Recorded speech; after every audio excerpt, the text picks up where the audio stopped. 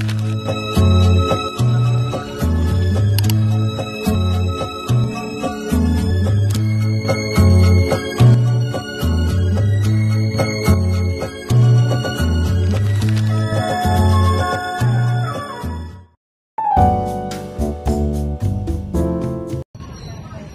araw, mabuhay!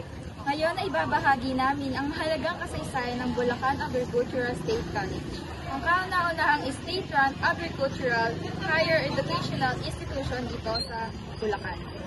Ibabahagi rin namin kung paano nagsimula ang BASI, paano ito lumago at bakit hanggang ngayon ay patuloy itong pinutupad ang pangako Shaping Minds, Transforming Lives.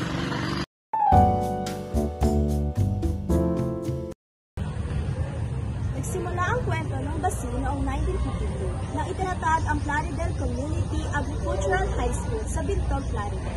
Maliit pa lang ang paaralan noon, around 100 students lang, but it planted to the seed for what BASI would become. Paglipas ng ilang taon, nagbago ang pangalan nito mula sa Bulacan Provincial Agricultural High School hanggang sa maging Bulacan National Agricultural High School o BNAHS. Dahil sa nationalization sa ilalim ng Republic Act 948 noong 1953. Isang malaking pagbabago naman ang nangyari noong 1955 sa bisa ng Proklamasyon 163. Ibinigay sa paaralan ang 192.5 hectares ng Buena Vista Estate sa San Ildefonso. Dito, nagsimulang lumawak ang paaralan at mas na-accommodate ang mga estudyanteng nais matuto ng agrikultura. At noong June 21, 1959, sa ilalim ng Republic Act 2416, naging Bulacan National Agricultural School o BUNAS ang dating BANAS. Dito, mas lalo pang tumatag ang identity ng school bilang agricultural institution.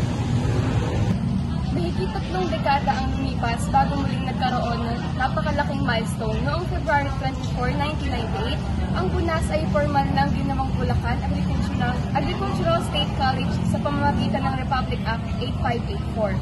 Simula noon, BASI became the first and only state-run agricultural college sa Bulacan sa loob ng 23 years bilang state college.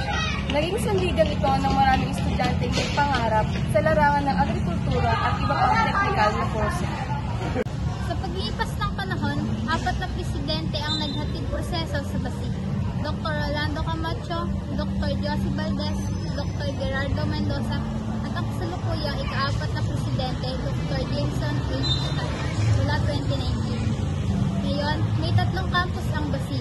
Main campus sa Pinaod, College of Agriculture campus sa Poblacion, DRT campus sa Sapang Bulak, Doña Remedios Trinidad, at may 2 pang extension classes sa Balagtas at Santa Maria.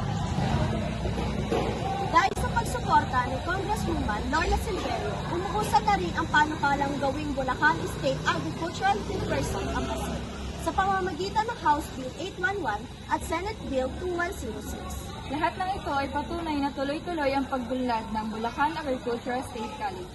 Mula sa isang agricultural high school, ngayon na isang institusyon na nagbibigay ng accessible, relevant, quality education sa mga kabataan ng rehiyon.